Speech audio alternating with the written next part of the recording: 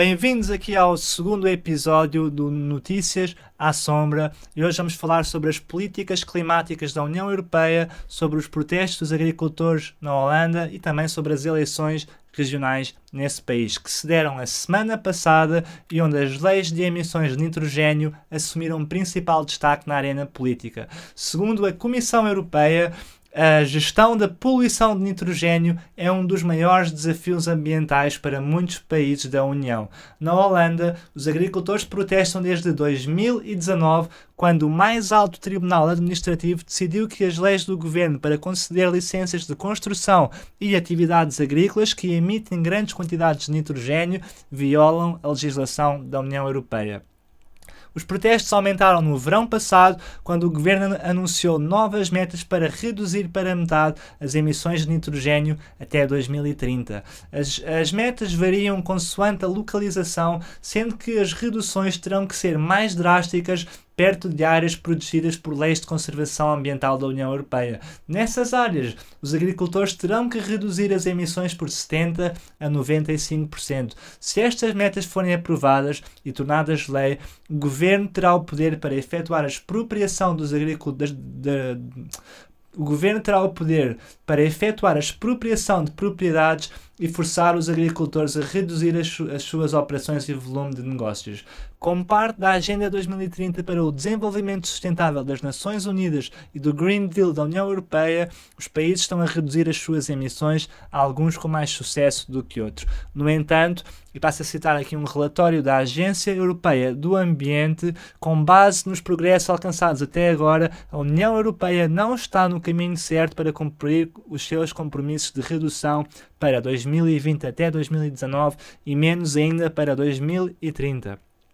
O relatório afirma que temos um sucesso limitado na redução das emissões de amónia devido à falta de progresso no setor agrícola, que é responsável por mais de 90% dessas emissões. O relatório acrescenta que reduzir as emissões de amónia continuará a ser um grande desafio. Quase todos os Estados-membros precisam de reduzir as emissões para cumprir os seus compromissos para 2030. Para muitos países, a redução necessária é significativa, com 10 países tendo que reduzir mais de 30%. Pois é.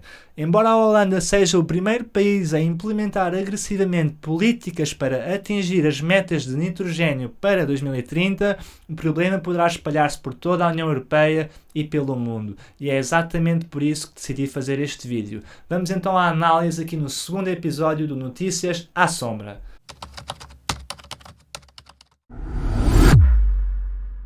Nestas eleições, o partido Boer-Burger-Beweging, ou Partido dos Agricultores Cidadãos, fundado em 2019 para defender os interesses deste segmento da população, obteve resultados históricos, sendo o partido que recebeu mais votos. A grande causa deste partido é impedir que sejam aprovadas as leis de nitrogénio e claramente este partido está a ter algum sucesso quando foi fundado apenas em 2019 e agora em 2023 conseguiu ser o partido mais votado.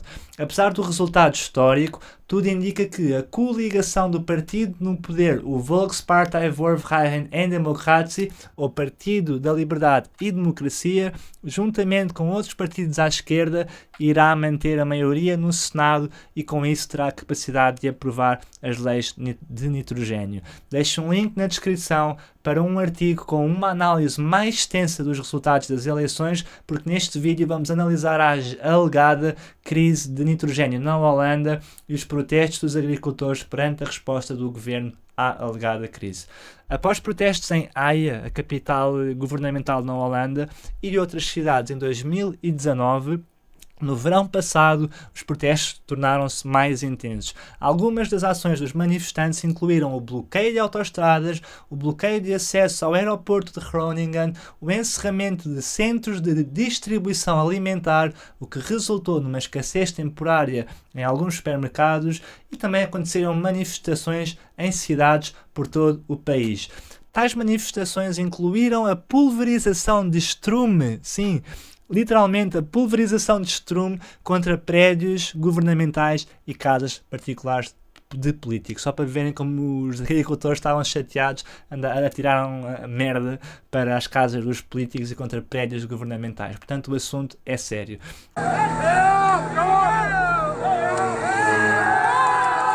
manifestantes muitas vezes entraram em confronto com a polícia, resultando em centenas de detenções. A polícia teve inclusive que usar armas de fogo por uma vez, quando os manifestantes tentaram passar por um bloqueio policial com os seus tratores. Os pescadores aderiram ao protesto e, em alguns casos, bloquearam o acesso a portos importantes. Tudo isto aconteceu o ano passado, a situação, entretanto, acalmou, mas as tensões voltaram a aumentar na semana anterior às eleições, quando novamente os agricultores se juntaram em protesto.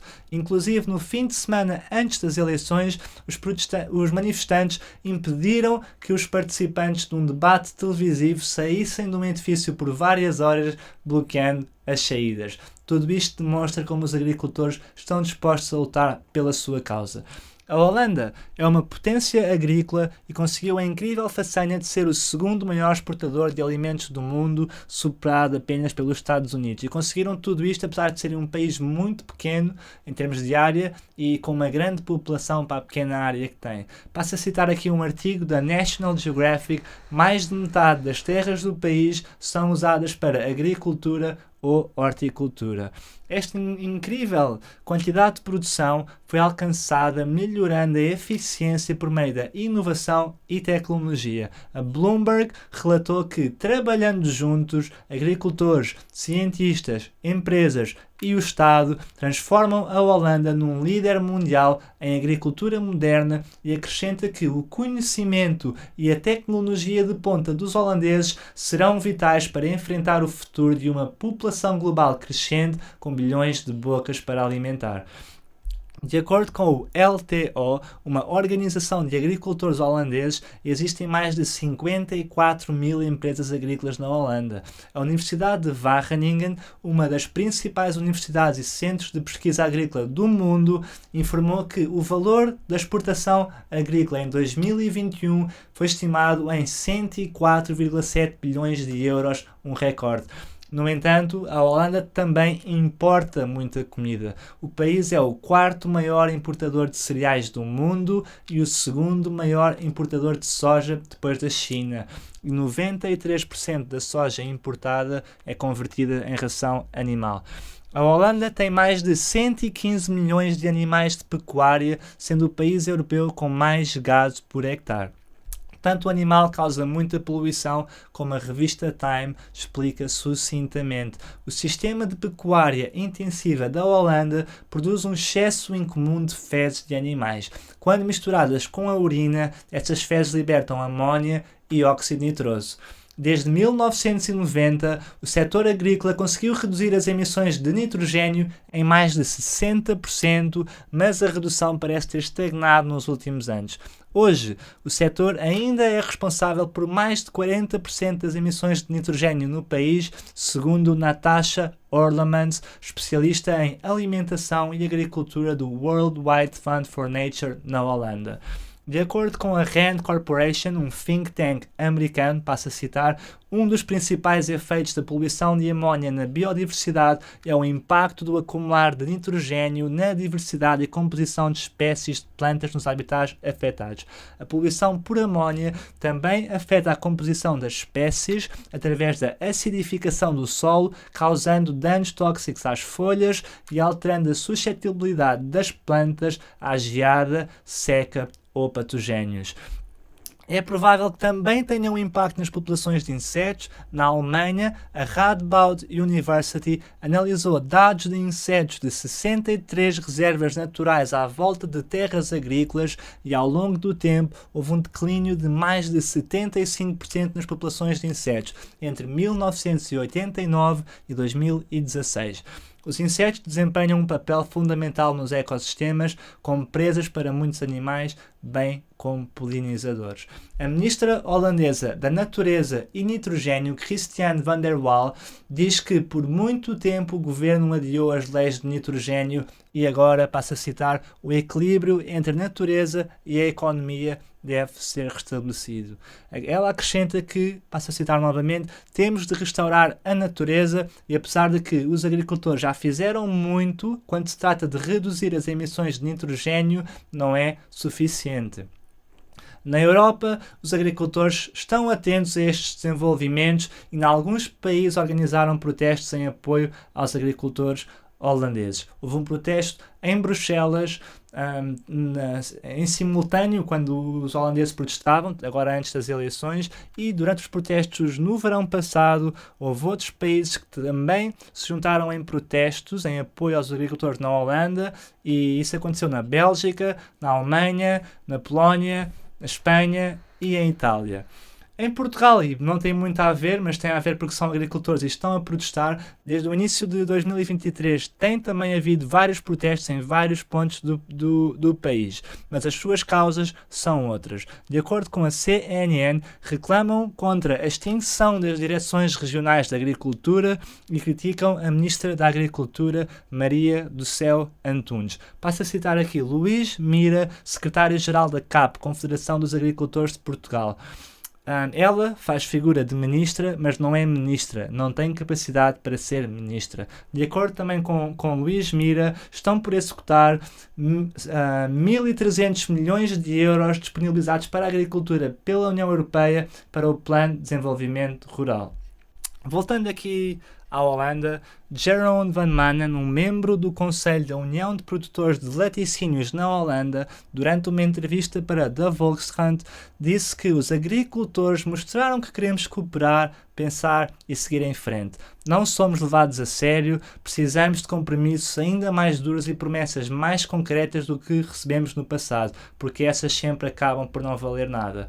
Noutra entrevista, desta vez para a Al Jazeera, Jeroen disse que se os agricultores forem forçados a parar os seus negócios, então a produção terá que ir para fora da Holanda, e ele acrescenta que esta solução é simplesmente transferir o problema para outros países onde os padrões agrícolas são mais baixos, e Jeroen afirma que se a Holanda deixar de criar estas emissões vão simplesmente passar para outros países para onde a produção iniciar. Johan Vollenbroek, da organização ambiental Mobilização para o Meio Ambiente, disse ao canal holandês Nós que o gado simplesmente tem que ser drasticamente reduzido. Um grande número de agricultores terá que parar e os demais agricultores terão que mudar para o sustentável. Não há alternativa. Aqui vê-se também a posição bem frontal e direta dos ambientalistas. Não há alternativa, segundo Johan Vollenbroek. Também o ministro das Relações Exteriores holandês, líder do Partido Democrata Cristão, Hoekstra, foi criticado pelos ambientalistas quando disse que, passo a citar, o compromisso com 2030 não é sagrado e os agricultores deveriam ter mais tempo. Por estas declarações, ele foi fortemente atacado na comunicação social e nas redes sociais na Holanda. As leis de nitrogênio visam, acima de tudo, os agricultores que trabalham com gado, principalmente aves, porcos e vacas. Segundo um artigo do NL Times, a Holanda conta com cerca de 40 a 50 mil quintas com gado, portanto a maioria das quintas na Holanda tem gado. De acordo com os cálculos do Ministério das Finanças, 11.200 terão de fechar e 17.600 terão de reduzir significativamente o seu gado de 1/3 a quase metade. Portanto, a redução é séria. E isto, por sua vez, forçará muitos agricultores, muitos dos quais já dependem de subsídios do governo, a terminar as suas produções. Na Holanda, o governo preparou um fundo de nitrogênio de 24,3 bilhões de euros para resolver a crise. Além disso, existem 35 bilhões de euros destinados à transição climática e energética que, em parte, também podem ser usados para apoiar os agricultores. Estes fundos destinam-se, como já disse no início do vídeo, a comprar quintas inteiras ou expropriar os agricultores das suas propriedades, ou também para ajudar os agricultores a fazer a transição para práticas mais sustentáveis ou para realojar os agricultores para outras quintas. Este será um processo longo e minuciosamente negociado e estão muitas partes envolvidas. Após os protestos no verão passado, foi aí que se iniciaram negociações entre os mais altos representantes do movimento dos agricultores e do governo. As negociações foram mediadas por um político experiente do partido que está no poder, o partido do primeiro-ministro Mark Rutte. E na altura, este mediador afirmou que há uma grave crise de confiança dos agricultores em relação ao governo. Nas negociações estiveram presentes também bancos, grandes empresas agrícolas e redes de supermercados, mas as negociações não produziram resultados satisfatórios para os agricultores e por isso eles voltaram a protestar antes das eleições. E agora, com este resultado histórico do seu partido e com nova força nos governos regionais e no Senado, será interessante analisar como este tema se desenvolve no futuro. E, em última análise, estas leis terão que ser aprovadas ou rejeitadas no Senado e, de qualquer forma, seja por onde for que a balança irá tender, vai haver pessoas chateadas. Se o governo não ceder nas reduções de nitrogênio, os agricultores continuarão a protestar e podem vir a causar perturbações ainda maiores à sociedade holandesa. Por outro lado, se o governo diminuir os limites de emissões, serão as organizações ambientais que protestarão e processarão o governo por não cumprir as leis ambientais da União Europeia. E tudo isto a acontecer enquanto o setor agrícola global enfrenta muitos desafios e a insegurança alimentar está a aumentar, bem como a inflação e o preço dos alimentos que está a atingir níveis ridículos. E, bom, também se os pedidos dos agricultores forem completamente ignorados, isso alimentará o fogo dos partidos europeus da direita, os mais extremistas, e que são contra as políticas da União Europeia. Obviamente que políticos como Donald Trump, Marine Le Pen e pessoas desse género já expressaram o seu apoio pela causa dos agricultores. As leis do nitrogênio e os protestos dos agricultores holandeses são um grande exemplo da divisão social bem presente nas sociedades ocidentais entre os conservadores e os progressistas, e aqui, entre estas divisões, realmente a questão ambiental é talvez das que causa mais divisão. E, bom, se estas metas para redução de emissões de nitrogênio se tornarem lei na Holanda e talvez no futuro em outros países, a produção de carne e produtos de origem animal diminuirá drasticamente, o que provocará um grave aumento nos preços. No mundo que já enfrenta uma inflação recorde e altos custos de vida, se continuarmos neste caminho, a carne animal estará fora do menu em lares mais pobres. Algumas empresas já estão a criar alternativas como substitutos de carne à base de plantas e insetos, mas não parece lá muito apetitoso, pois não? Digam o que acham nos comentários. Estão do lado dos agricultores ou estão do lado dos ambientalistas? Se estão do lado dos ambientalistas, estão preparados para que o custo de produtos de origem animal aumente? Será que mais vale todos virarmos vegetarianos? Desculpem, mas gosto demasiado de um bom bife e como ovos todos os dias ao pequeno almoço e ainda meto um bocado de leite no meu café. Portanto, não, obrigado. E, bom, por hoje é tudo. Como sempre, o meu muito obrigado por terem assistido. Se ainda não subscreveram ao canal, subscrevam, nunca é tarde. E não se esqueçam de deixar o vosso like, partilhem o vídeo por aí. E, bom, maltinha, como sempre, estamos juntos e não percam o próximo episódio, porque nós também não.